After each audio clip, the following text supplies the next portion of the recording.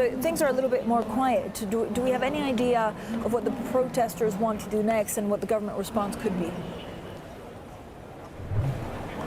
Yeah, at this moment here, we're seeing a much different scene from yesterday where security is very tight here today. And this is 2 hours since this injunction order was imposed outside the entrances of the airport here. And we are seeing airport staff blocking some of these entrances and only allowing passengers who have flights out of Hong Kong in the next 24 hours inside the building. So only if you have an air ticket or a boarding pass, you can come in. Most people can actually, all people can actually head out, but coming in, you have to have that identification here. Airport Express at this moment also reducing the frequency of their trains in the purpose of crowd control to every 25 minutes from 10 minutes as well. They're also telling passengers to come and check in 3 hours before their flights. As for these protesters, you still see a small handful of them that are sitting outside here at the arrival hall. These are the ones that came in early this morning before this injunction was implemented. At this point, they tell me they're doing a wait-and-see game here at the moment. They've been told,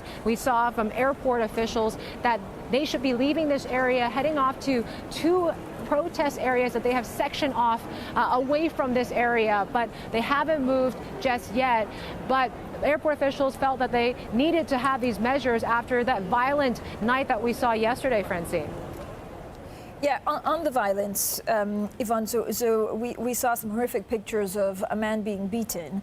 If these tactics become more violent, does it undermine the support that the protesters have?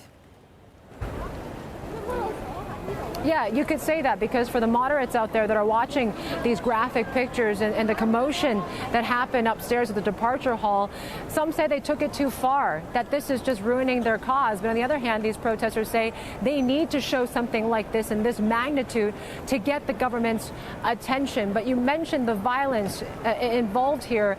This was a standoff for hours where protesters detained and beat two men who they claim were mainland police officers. And it turns out one of them was a Chinese reporter for the Global Times, but it took riot police, ambulance, paramedics to finally escort these men out. But there were still some scuttles outside the airport here.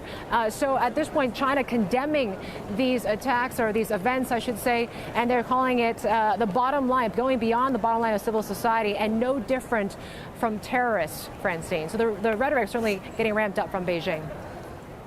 Yvonne, very quickly, are people expecting a message from support from the U.S.? And because they didn't get it yesterday, does that change the dynamic? At this point, I think protesters are still hoping for the international community to see what they're doing here and chime in on this debate here. You still see some protesters holding American flags and walking around here. Potentially, I guess you could say it's a message to President Trump here to do something and bring this whole Hong Kong issue into these U.S.-China trade talks. But China themselves, they're not happy with the international response and what we've heard from lawmakers here in the last 48 hours or so. They're saying that U.S. politicians' involvement in this, the black hands that they're calling it, are behind what China is calling the rioters here. So certainly we've seen both sides hardening their stance, and Beijing certainly adding more pressure here in the last couple of days.